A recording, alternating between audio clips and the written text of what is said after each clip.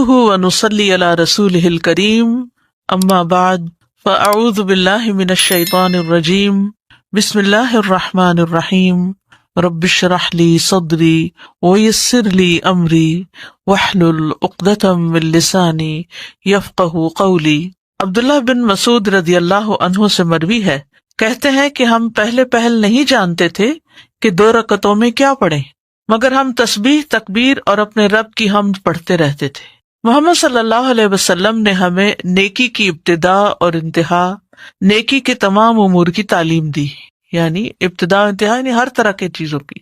آپ نے فرمایا جب تم ہر 2 رکعتوں کے بعد بیٹھو تو یہ پڑھو، التحیات للہ والصلوات والطیبات السلام علیک ایھا النبی ورحمۃ اللہ وبرکاتہ، السلام علینا وعلی عباد اللہ الصالحین، اشہد ان لا الہ الا اللہ واشہد ان محمدا عبدہ ورسولہ۔ اور تم میں سے ہر آدمی وہ دعا منتخب کرے جو اسے زیادہ اچھی لگے، پھر وہ اللہ عز و جل سے دعا کرے۔ شیخ البانی کہتے ہیں کہ اس حدیث میں ایک اہم فائدہ یہ ہے کہ پہلے تشہد میں بھی دعا کرنا جائز ہے، یعنی 4 رکعتیں آپ پڑھ رہے ہیں تو آپ نے تشہد کے بعد اگر کوئی دعا کرنی ہے تو اس وقت بھی دعا کر سکتے ہیں۔ تیسری رکعت پڑھنا، تیسری رکعت کے لیے اٹھنا، یہ ہے نمبر 10۔ زمین پر ٹیک لگا کر اٹھنا، جیسے پہلی رکعت کے بعد اٹھتے ہوئے زمین پہ ٹیک لگائی تھی، ایسے ہی دوسری رکعت اور تشہد کے بعد زمین پر ٹیک لگا کر اٹھنا چاہیے۔ ازرق بن قیس سے مروی ہے، انہوں نے کہا میں نے ابن عمر کو دیکھا کہ جب آپ 2 رکعتوں سے کھڑے ہونے لگتے تو اپنے ہاتھوں کے ساتھ زمین پر ٹیک لگاتے، تو میں نے ان کے بیٹے اور ہم مجلس لوگوں سے کہا شاید یہ بڑھاپے کی وجہ سے ایسا کرتے ہیں۔ انہوں نے کہا کہ نہیں، لیکن اس کا طریقہ یہی ہے، بوڑھا ہو جوان ہو سبھی کو یہ طریقہ اختیار کرنا چاہیے۔ کیا کہ جب اٹھے تو زمین کا سہارا لے کر اٹھے، اور یہ سیف بھی ہے نا۔ اٹھتے ہوئے تکبیر کہنا، جب آپ 2 رکعتوں کے بعد اٹھتے تو اللہ اکبر کہتے، یعنی نبی صلی اللہ علیہ وسلم اللہ اکبر کہتے ہوئے اٹھتے۔ تکبیر کے ساتھ رفع یدین کرنا، ابن عمر رضی اللہ عنہما نے کہا کہ رسول اللہ صلی اللہ علیہ وسلم جب 2 رکعتیں پڑھ کر اٹھتے تو اللہ اکبر کہتے اور اپنے دونوں ہاتھوں کو اٹھاتے، یعنی رفع الیدین کرتے۔ یہ پہلی رکعت کے بعد نہیں تھا، یہ کب ہے؟ دوسری رکعت کے بعد، تیسری نہیں ہے، دوسری کے بعد جب اتحیات کے بعد کھڑے ہوئے ہیں اس وقت اللہ اکبر بھی کہی اور ساتھ ہاتھ بھی اٹھائے۔ کیسے ہاتھ اٹھانے؟ تکبیر تحریمہ کی طرح ہی ہاتھ اٹھانا۔ آپ جب 2 رکعتوں کے بعد اٹھتے تو اللہ اکبر کہتے اور اپنے دونوں ہاتھ اٹھاتے، حتیٰ کہ دونوں ہاتھ آپ کے کندھوں کے برابر آ جاتے، جیسا کہ شروع نماز کے وقت تکبیر کہتے تھے، جیسا کہ شروع نماز کے وقت تکبیر کہتے تھے۔ اسی طرح 2 رکعتوں کے بعد زمین سے اٹھتے ہوئے بھی اللہ اکبر کہہ کر ہاتھ اٹھاتے، تکبیر تحریمہ کی طرح۔ ابو ہریرہ رضی اللہ عنہ سے روایت ہے، انہوں نے کہا کہ رسول اللہ صلی اللہ علیہ وسلم جب نماز کے لیے تکبیر کہتے تو اپنے دونوں ہاتھوں کو کندھوں کے برابر لے جاتے، دونوں ہاتھوں کو کندھوں کے برابر لے جاتے، اور جب رکوع کرتے تو اسی طرح کرتے، اور جب رکوع سے سجدے کے لیے سر اٹھاتے تو اسی طرح کرتے، یعنی رفع الیدین کرتے، اور جب 2 رکعتوں کے بعد اٹھتے تو اسی طرح کرتے۔ ٹھیک ہے، تو پہلا کب ہوا؟ نماز شروع کرتے وقت، دوسرا کب ہوا؟ رکوع میں جاتے وقت، تیسرا کب ہوا؟ رکوع سے اٹھتے وقت، اور چوتھا کب ہوا؟ 2 رکعتوں کے بعد جب کھڑے ہوں۔ شابش۔ تیسری رکعت کو بھی پہلی 2 رکعتوں کی طرح ادا کرنا، پھر جب 2 رکعتوں میں بیٹھ کر اٹھتے تو بھی اللہ اکبر کہتے۔ الغرض آپ ہر رکعت میں اسی طرح کرتے یہاں تک کہ اپنی نماز سے فارغ ہو جاتے۔ ٹھیک ہے۔ چوتھی رکعت، 4 رکعت نماز میں چوتھی رکعت سے پہلے تھوڑی دیر بیٹھنا، یعنی تیسری رکعت کے بعد اٹھتے ہوئے ذرا سا بیٹھ کے اٹھنا، جیسے آپ نے کیا کب؟ پہلی رکعت کے بعد۔ شابش، ٹھیک ہے۔ پھر وہ تیسری رکعت کے لیے اٹھے۔ یہ تشہد اولی بھی اسی طرح نماز کا رکن ہے جس طرح اس کے بعد والا۔ اسی طرح اس وقت بھی جلسہ استراحت کرے جب وہ چوتھی رکعت کے لیے اٹھنے کا ارادہ کرے۔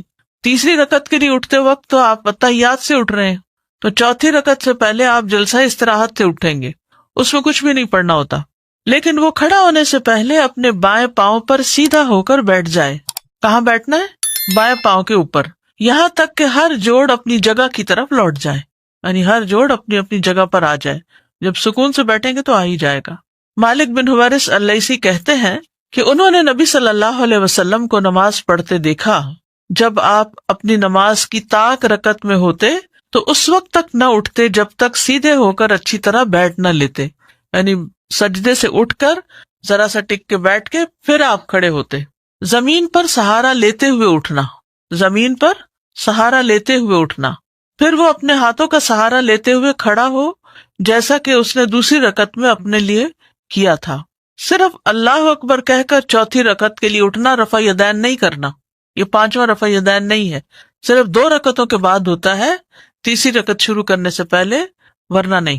جب آپ چوتھی رکعت کے لیے اٹھنے کا ارادہ کرتے تو اللہ اکبر کہتے. یہی حکم آپ صلی اللہ علیہ وسلم نے اس شخص کو بھی دیا جس نے اپنی نماز کو بگاڑ لیا تھا. ٹھیک ہے نا، جس نے اپنی نماز کو بگاڑ لیا تھا. ابو سلمہ سے روایت ہے کہ ابو ہریرہ رضی اللہ عنہ انہیں نماز پڑھاتے تو جب بھی رکوع اور سجدے کے لیے جھکتے اور سجدے سے اٹھتے تو اللہ اکبر کہتے. جب نماز سے فارغ ہوتے تو فرماتے اللہ کی قسم یقیناً میں اپنی نماز میں تم سب سے بڑھ کر رسول صلی اللہ علیہ وسلم کے مشابہ ہوں. وہ نماز بگاڑنے والا کون تھا؟ جو جلدی جلدی پڑھا تھا. اور 3 دفعہ آپ نے اس سے کہا کہ صلی فإنک لم تصلی، جاؤ نماز پڑھو، تم نے نماز نہیں پڑھی، کیونکہ وہ ٹھیک سے نہیں پڑھ رہا تھا. سورۃ الفاتحہ کی قرات کرنا، یہ کون سی رکعت ہے؟ چوتھی. پھر وہ ہر تیسری اور چوتھی رکعت میں سورۃ الفاتحہ پڑھے گا کیونکہ اس کا پڑھنا واجب ہے. کیا ہے؟ اس کا پڑھنا واجب ہے. عطا سے روایت ہے کہ ابو ہریرہ رضی اللہ عنہ نے کہا ہر نماز میں قرات ہے، ہر نماز میں قرات ہے. تو جو قرات نبی صلی اللہ علیہ وسلم نے ہمیں سنائی ہم نے تمہیں سنائی، اور جو انہوں نے آہستہ آواز سے ہم سے مخفی رکھی ہم نے وہ تم سے مخفی رکھی. اور جس نے ام الکتاب پڑھ لی تو اس کے لیے وہ کافی ہے، اور جس نے اس سے زائد پڑھا تو وہ افضل ہے. کیا مطلب ہے اس کا؟ کہ خالی سورۃ الفاتحہ پڑھنا بھی کافی ہے، اور اگر کوئی شخص سورت کا اضافہ کرنا چاہے تو وہ بھی کر سکتا ہے، اس میں چوائس ہے. تو اب آپ سنت زندہ کرنے کے لیے کبھی چاہیں تو ایکسٹرا پڑھ لیں کوئی، اور چاہیں تو صرف سورۃ الفاتحہ تک ہی رہیں. دونوں طرح ٹھیک ہے. اس سے آپ کو دین کی وسعت سمجھ میں آتی ہے. ٹھیک ہے. دیکھیے زیادہ پڑھنے کا مطلب ہے زیادہ نیکیاں کمانا. جب قرآن کی قرات کریں گے تو ہر حرف پر 10 نیکیاں ملیں گی. ٹھیک ہے نا. بہرحال نماز تو دونوں طرح ہو جائے گی، لیکن زیادہ پڑھنا افضل ہے. باقی رکعت پہلی 3 رکعات کی طرح ہی ادا کرنا.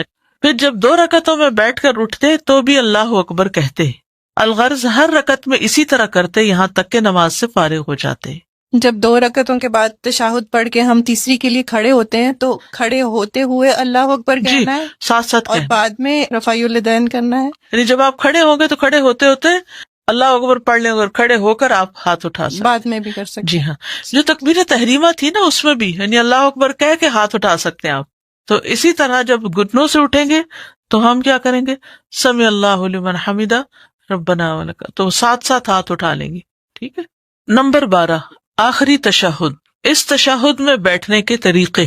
نمبر 1 دایاں پاؤں کھڑا کرنا اور بایاں پاؤں بچھا کر سرین زمین پر رکھنا، یعنی اپنے چوتڑ جو ہیں وہ زمین پر رکھنا، پیٹھ کے ساتھ بیٹھنا. کیسے؟ دایاں پاؤں کھڑا کرنا، بایاں پاؤں بچھا دینا یعنی اس کو لٹا دینا، اور اس کے اوپر نہیں بیٹھنا بلکہ زمین پہ بیٹھنا. ٹھیک ہے. اس کو تورک بولتے ہیں. دونوں اتحیات میں فرق کیوں رکھا گیا؟ تاکہ جیسے کوئی باہر سے آیا تو اس کو پتا چلے کہ نماز ختم ہونے والی، یا کوئی لیٹ آ کے جوائن کر رہا ہے. سنن نبی داؤد کی روایت ہے پھر آپ صلی اللہ علیہ وسلم بیٹھے اور اپنے بائیں پاؤں کو بچھا لیا اور اپنا بایاں ہاتھ اپنی بائیں ران پر رکھا یعنی گھٹنے کے پاس، اور اپنے دائیں ہاتھ کی کوہنی کو اپنی دائیں ران سے ذرا علیحدہ اور اونچا رکھا. ٹھیک ہے. ذرا سا اٹھا کے، یعنی بایاں جو ہے وہ تو ساتھ ہی لگا ہوا ہوگا، لیکن دایاں جو ہے جس کی انگلی ہل رہی ہے وہ ذرا سا اٹھا ہوا ہوگا. ذرا سا اگر اٹھا ہوا ہو نا تو اس سے کیا ہوتا ہے کہ انگلی کی پوزیشن بھی ٹھیک ہو جاتی ہے. ڈیسک پہ رکھیے، نیچرل ہی ہو جائے گا، نیچرل ہو ہی جائے گا. جی. بایاں نہیں اٹھانا، بایاں تو گھٹنے کے پاس ہی رہے گا اوپر ران پر. جی. انگلیاں موڑے تو یہ 3 انگلیاں موڑے تو تبھی ہوتا ہے. جی. آپ دیکھیے کہ مختلف کلچر میں طرح طرح کی ایکسرسائزز اور میڈیٹیشن کے طریقے ہیں. کبھی وہ کہتے ہیں یوں انگلیاں پکڑ لیں، اور کبھی انگلیاں کھڑی کر لیں، کبھی یوں اسٹریچ کریں، کبھی تو ہمیں نماز کے اندر کس طرح کے یہاں یہ 3 انگلیاں اس طرح رکھیں، اس طرح رکھیں، اٹھا کے رکھیں، ہر چیز کے پیچھے ایک حکمت ہے. اور اگر انسان صحیح وہ سب کچھ کرتا جائے تو معلوم نہیں کتنے ہی دنیا کے فائدے، ہیلتھ کے کتنے بینیفٹس اس کو ملے. کیونکہ عام ایکسرسائزز میں ہمارے جسم کے جو اندر کے اعضاء ہیں نا وہ سارے نہیں حرکت کرتے، لیکن نماز ایک ایسی چیز ہے کہ جس میں صرف ظاہر نہیں، ہمارے جو جیسے اسٹمک ہے، لیور ہے، یہ سارا بھی جیسے ہم سجدے میں الٹتے ہیں تو ان کی بھی ایکسرسائز ہو جاتی ہے. کیونکہ الٹ کے پھر ہم کافی دیر تسبیحات کرتے ہیں تو اتنی دیر ان کی پوزیشن اور ہو جاتی ہے، سرکولیشن بہتر ہو جاتی ہے. تو بے شمار فائدے، اور ہم ان فائدوں کی خاطر تو نماز نہیں پڑھتے. نماز جو ہے وہ نجات کا راستہ ہے اور فلاح کی کنجی ہے نا، یعنی حی علی الفلاح ہے نا، فلاح ہی فلاح ہے. نمبر 12 آخری تشہد، اور وہ اپنے بائیں پہلو پر سرین کے بل بیٹھے اور اپنے مقد پر بیٹھے. ٹھیک ہے، یعنی زمین پہ بیٹھے. جب آپ صلی اللہ علیہ وسلم 2 سجدوں سے کھڑے ہوتے تو اللہ اکبر کہتے اور رفع الیدین کرتے، یہاں تک کہ آپ اپنے ہاتھوں کو اپنے کندھوں کے برابر لے جاتے، جیسا کہ آپ نماز شروع کرتے وقت کرتے تھے. پھر اسی طرح آپ کرتے تھے یہاں تک کہ جب وہ رکعت آتی جس میں نماز ختم ہو جاتی ہے، یعنی آخری رکعت، آپ اپنے پاؤں کو آگے کر دیتے اور سرین کے بل اپنے پہلو پر بیٹھتے، پھر سلام پھیر لیتے. اب اس میں یہ ہے کہ جب نیچے بیٹھنا ہوتا ہے نا تو پاؤں خود بخود ذرا سا آگے کو نکل جاتا ہے. ٹھیک ہے نا، یعنی جب پاؤں پر بیٹھتے ہیں تو پاؤں سمٹا ہوا ہوتا ہے، لیکن جب نیچے بیٹھتے ہیں تو پاؤں تھوڑا سا آگے کو، رائٹ لیگ کے اندر تھوڑا سا پنجہ سا آ جاتا ہے. ٹھیک ہے، تو کوئی حرج نہیں. نمبر 2 بایاں پاؤں امیجن کیجئے ساتھ ساتھ دائیں ران اور پنڈلی کے درمیان کرنا. بایاں پاؤں دائیں ران اور پنڈلی کے درمیان کرنا. عامر بن عبداللہ بن زبیر اپنے والد سے روایت کرتے ہیں، انہوں نے کہا رسول اللہ صلی اللہ علیہ وسلم جب نماز میں بیٹھتے تو اپنا بایاں پاؤں اپنی ران اور اپنی پنڈلی کے درمیان کر لیتے، یہ جو ابھی میں نے پوزیشن بتائی، اور اپنا دایاں پاؤں بچھا لیتے.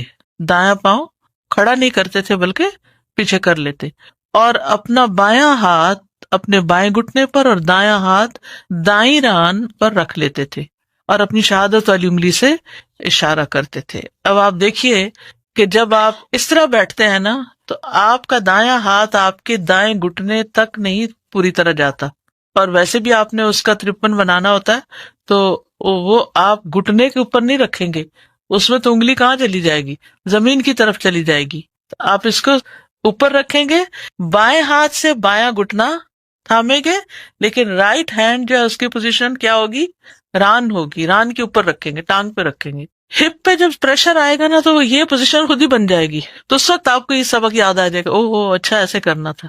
رسول اللہ صلی اللہ علیہ وسلم جب نماز میں بیٹھتے تو اپنا بایاں پاؤں اپنی ران اور پنڈلی کے درمیان کر لیتے، دایاں پاؤں بچھا لیتے. اب پہلے تو کھڑا کرتے نا، اب یہاں دایاں بچھا ہوا پیچھے کو ہے، اور اپنا بایاں ہاتھ اپنے بائیں گھٹنے پر ٹھیک ہے، اور اپنا دایاں ہاتھ اپنی دائیں ران پر رکھ لیتے اور اپنی شہادت والی انگلی سے اشارہ کرتے. تیسری پوزیشن دونوں پاؤں ایک جانب نکالنا. یہ یاد رکھیے کہ گھٹنا زمین پر ہی رہنا چاہیے.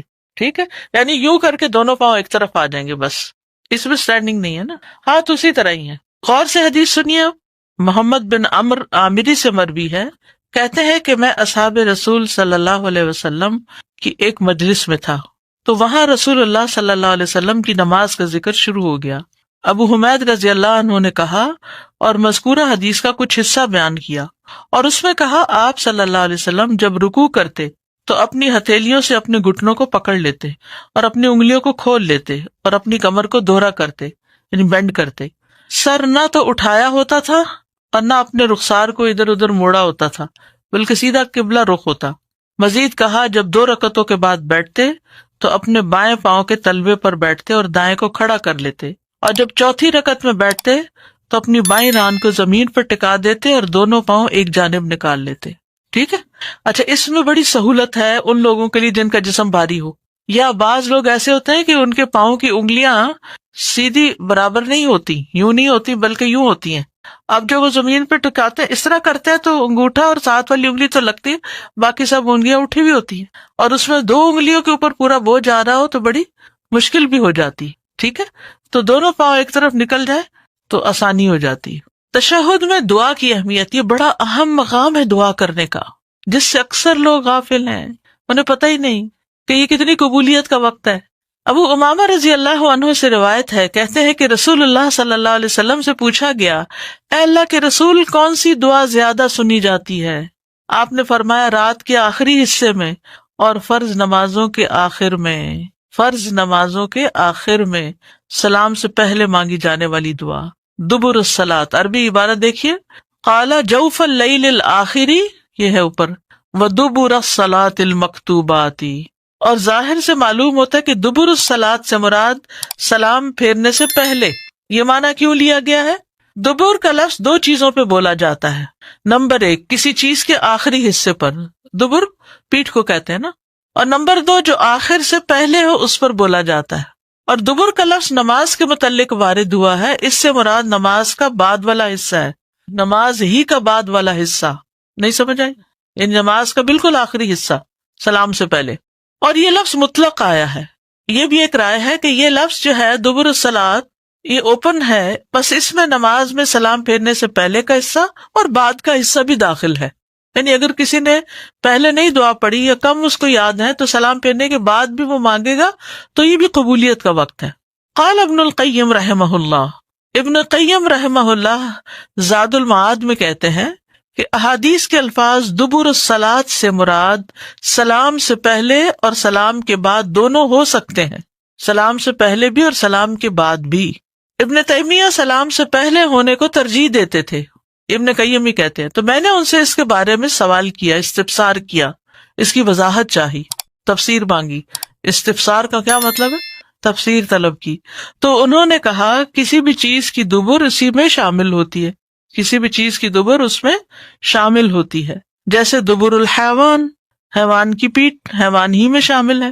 اہل علم اس بارے میں ایک اصول ذکر کرتے ہیں کہ اگر احادیث میں دبر الصلاۃ کی قید کے ساتھ آنے والے تسبیح، تحمید، تکبیر اور آیت الکرسی یا معوذات جیسے ذکر و اذکار ہوں تو اس وقت دبر الصلاۃ سے مراد نماز کے بعد کا وقت ہوگا، کیونکہ سبحان اللہ، الحمدللہ، اللہ اکبر اور آیت الکرسی وغیرہ ہم کہاں پڑھتے ہیں؟ نماز کے اندر نہیں پڑھتے بلکہ باہر پڑھتے ہیں۔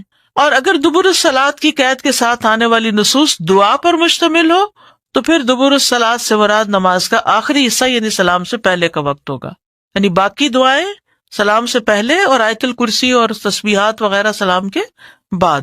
لیکن اگر کسی نص میں دعا سے متعلق واضح ہو جائے کہ وہ دعا سلام کے بعد ہی کرنی ہے، جیسے کہ آپ صلی اللہ علیہ وسلم کا فرمان ہے سلام کے بعد 3 بار استغفر اللہ کہو، کہتے ہیں نا اللہ اکبر، استغفر اللہ، استغفر اللہ، استغفر اللہ، تو یہ آپ نے خود اس کے بارے میں ہمیں بتایا کہ یہ سلام پھیر کر ہی کہا جائے گا، تو یہ دعا ہونے کے باوجود بھی سلام کے بعد ہی پڑھی جائے گی، کیونکہ سنت اسی پر دلالت کرتی ہے، سنت سے یہی ثابت ہے۔